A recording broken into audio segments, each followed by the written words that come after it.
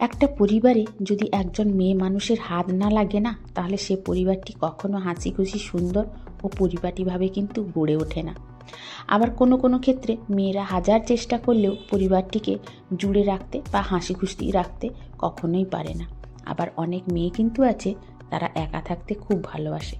তবে আমি কিন্তু সবাইকে নিয়ে চলতে ভালোবাসি, কিন্তু আমার ভাগ্যে জুটেছে কিন্তু একার সংসার।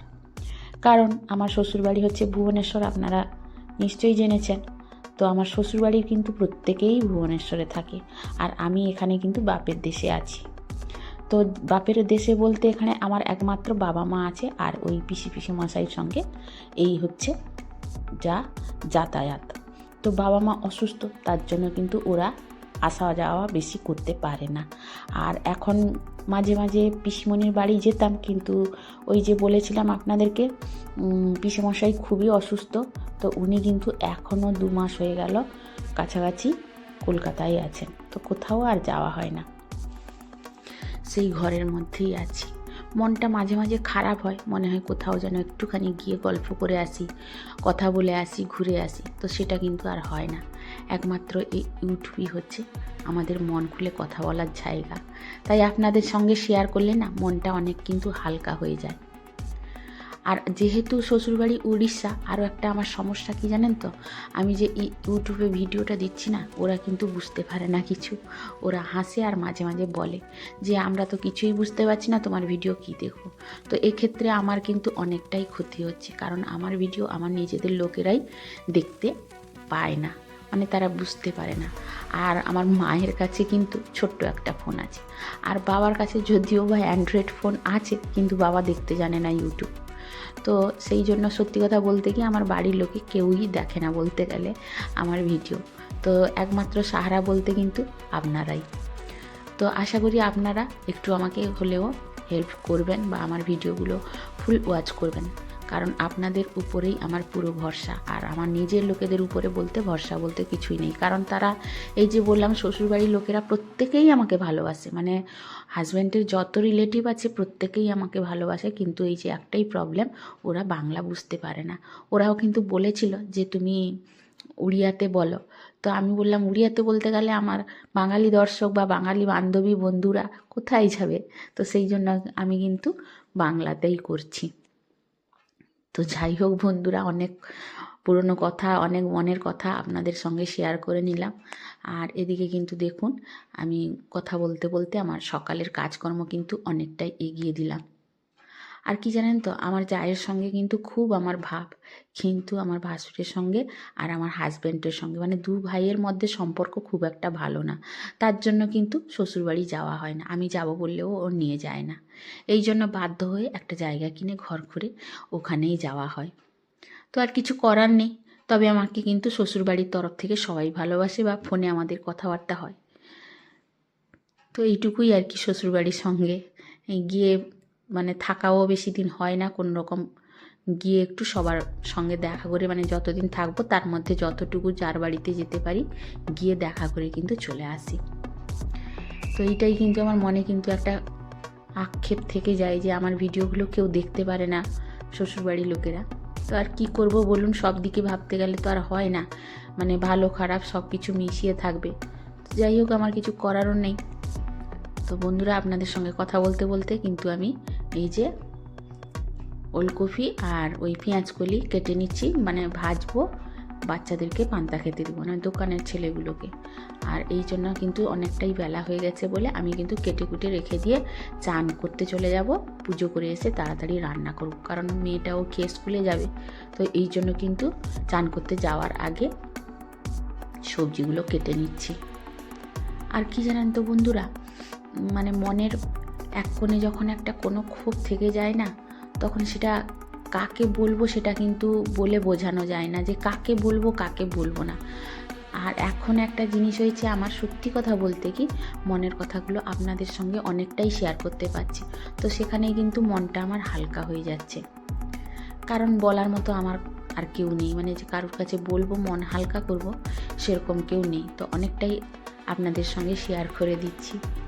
তো এরপরে কী হবে, আমার মনটা অনেকটাই হালকা হয়ে যাবে। তো যাই হোক বন্ধুরা, যদি ভুল কিছু বলে থাকি বা কারোর যদি শুনতে কিছু খারাপ লাগে অবশ্যই আমাকে মাফ করে দিবেন ছোট হিসাবে, কারণ এই একটাই প্ল্যাটফর্ম যেখানে বললে মনটাকে হালকা করতে পারি, তাই বলে ফেলি অনেক সময় অনেক কথা। তো আপনারা সেটা কিন্তু মাইন্ড করবেন না কিছু। আর এদিকে কিন্তু অফ ক্যামেরায় আমি অনেক কাজ করে নিয়েছি, মানে চান করে পুজো করে চলে এসেছি, তারপরে ভাজাটাও করে নিয়েছি, মানে ওলকপি ভাজাটা। আর তাদের জন্য কিন্তু পান্তা ভাতও বেড়ে দিয়েছি, আর বেড়ে দিয়েই মানে এদিকে দুপুরের রান্না কিন্তু রেডি করে করে ফেলেছি। এই আজকে হচ্ছে গিয়ে এই যে ট্যাংরা মাছ এনেছিলাম সেদিন বাজার থেকে, ট্যাংরা মাছের ঝাল দেওয়া করছি সর্ষে বাটা দিয়ে। আর এদিকে বসিয়েছি কিন্তু কাঁকড়ার টক, চিতি কাঁকড়া যে হয় ছোটো ছোটো কাঁকড়া, ওই কাঁকড়ার টক। আর ওদের জন্য পান্তা পেড়ে রেডি করে দিয়েছি, ওরা এসে খাবে। আর সেই তালে কিন্তু আমি এখানে রান্নাটা করে নিচ্ছি, কারণ রান্নাটা তাড়াতাড়ি শেষ হয়ে গেলে ভাবছি আজকে অনেক কাজ আছে যেগুলো এগিয়ে দিব। কারণ ছাদটাও পরিষ্কার করা হয়নি, কয়েকদিন হয়ে গেল। তো ভাবছি আজকে ছাদটা যদি পারি একটু পরিষ্কার করে নিব। আসলে কি জানেন তো, শীতের দিনে কখন যে সময় গড়িয়ে যায়, সকাল থেকে রাত হয়ে যায় না, আমরা বুঝতে পারি না। মানে সকালে সেই যে উঠে ঘুম থেকে কাজে লেগে পড়লাম, কন্টিনিউ করতে থাকি, কখন যে সময় পেরিয়ে যায় একদমই বুঝতে পারি না। আর বসে থাকার তো উপায় নেই, বসে থাকলে অনেক রকম চিন্তা মাথায় চেপে বসে, তার জন্য কিন্তু আমি কখনো বসার চেষ্টা করি না। আর তারপরে এখন বসার মতো সময়ও পাই না, যেহেতু ইউটিউবে এখন কাজ করছি, তো বসে থাকলে তো হবে না, যখনই সময় পাই ভিডিওগুলো কিন্তু দেখে নিই। তো তার জন্য সময় যে কখন পেরিয়ে যায় বুঝতেও পারি না। আর এদিকে মেয়ে বলল একটু টিফিন নিয়ে যাবে, তো তাকে এদিকে কিন্তু ভাত বেড়ে দিয়েছি। আর এদিকে কালকের আটা মাখানো ছিল, 3খানা রুটি হবে, তো ওর বাবাকে 2খানা দিয়ে দিব, আর মেয়ের জন্য টিফিন একটা রুটি করে টিফিনে দিয়ে দিব। তো ও বললো যে টিফিনে রুটি আর একটু ডিম ভেজে দিতে, তো সেইটাই করে ওকে দিয়ে দিব। তো এদিকে কিন্তু আমার ঝোল তরকারি, ট্যাংরা মাছের ঝোল আর এদিকে টক, এই দুটো কিন্তু হতে আছে। আর এতক্ষণ যেসব বন্ধুরা আমার ভিডিওটি দেখছেন, ভিডিওটির কোনো অংশে যদি আপনাদের প্রত্যেকের ভালো লেগে থাকে তাহলে অবশ্যই একটা কমেন্ট করে আমাকে জানাবেন। আর নতুন কোনো যদি বন্ধু এসে থাকেন তাহলে ভিডিওটি যদি ভালো লেগে থাকে তাহলে একটা অবশ্যই সাবস্ক্রাইব করে যাবেন। আর অলরেডি যারা এই কাজটা করে রেখেছেন তাদেরকে অসংখ্য অসংখ্য ধন্যবাদ। আর প্রত্যেক দিন যারা আমাকে নিত্য নতুন কমেন্ট করে যাচ্ছেন তাদের জন্য অসংখ্য অসংখ্য ধন্যবাদ। এইভাবে পাশে থাকার জন্য, এইভাবে আমাকে সাপোর্ট করার জন্য। আশা করি আগামী দিনগুলিতেও আপনারা প্রত্যেকেই আমার পাশে থাকবেন। আর এদিকে দেখুন আমার ঝাল দেওয়াটা কিন্তু হয়ে গেছে, আর কাঁকড়ার টকটাও মোটামুটি হয়ে গেছে। আর একটু ফুটে গেলেই হয়ে যাবে, কারণ টককে একটু বেশিক্ষণ ফোটালে ভালো টেস্ট হয়। আর এদিকে কিন্তু আমি ঝোলে এই যে কাঁচা সর্ষের তেল দিয়ে কিন্তু নামাবো, দিলে কিন্তু এটা টেস্ট ভালো হয়। আর এটা কিন্তু শিখেছি আমি মায়ের কাছ থেকে। আর আমার মায়ের হাতে রান্না যে একবার খাবে সে কিন্তু ভুলবে না, কারণ একথা বলার উদ্দেশ্য আমার একটাই, আপনারা শুনলে হয়তো হাসবেন বা অবাক হয়ে যাবেন। আমার বাবা ব্যাংকে সার্ভিস করতেন, মা এত সুন্দর রান্না করে বলে না, আমার বাবা 18 বছর একটা ব্যাংক থেকে ট্রান্সফারই নেননি। কারণ কেন জানেন? মা এত সুন্দর রান্না করে, এই জন্য কিন্তু দুমুঠো বাড়ি থেকে ভাত খেয়ে আর টিফিন নিয়ে যাবে বলে ট্রান্সফারই নেননি। তবে শেষে 2 বছর কিন্তু নিতে বাধ্য হয়েছেন। আর যেহেতু বাড়ির কাছাকাছি ব্যাংক নিয়েছিলেন, সেক্ষেত্রেও লাস্ট 2 বছর বাবা কিন্তু বাড়ি থেকে খাওয়া দাওয়া করেই 7টার সময় বাড়ি থেকে 7:30টার সময় বাড়ি থেকে বেরোতো। বন্ধুরা রান্না বান্না করে এই যে ছাদে এসেছিলাম একটু, অনেক দিন পরে আজকে একটু ছাদে এসেছিলাম এই দুপুরবেলায়, রান্নাবান্না শেষ করে দিয়েছি। আর এই যে দেখুন মেন রাস্তা দিয়ে বাস যাচ্ছে, দেখা যাচ্ছে এই যে।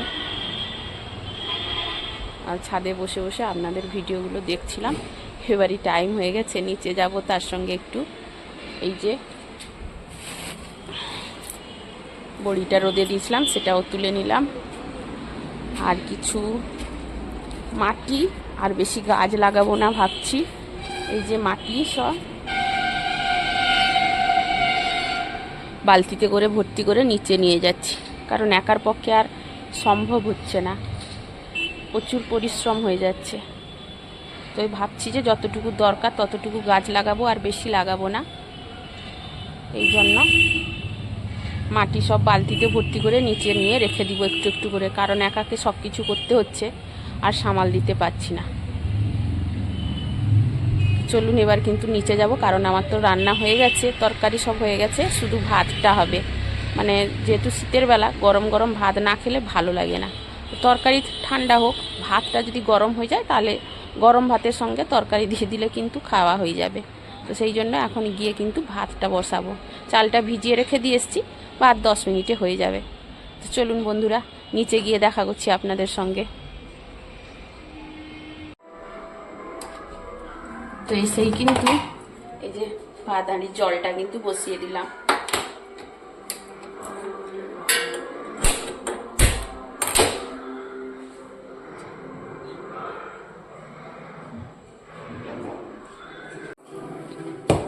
তো জলটাও দিয়ে দিব ভাতে, চালটা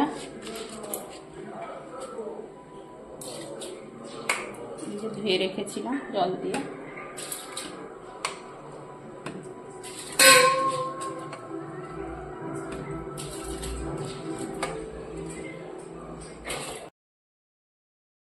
তো তারপরে আর কোনো ভিডিও করিনি, চলে এলাম একদম রাত্রে। আর এই যে রাত্রেবেলায় করেছি কিন্তু সরু চাকলি পিঠে।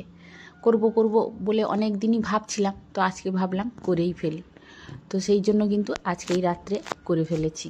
কারণ গুড় এনেছিলাম, গুড় দিয়ে সরু চাকলি পিঠে তো খেতে খুবই ভালো লাগে, তো আমাদেরও খেতে ভালো লাগে।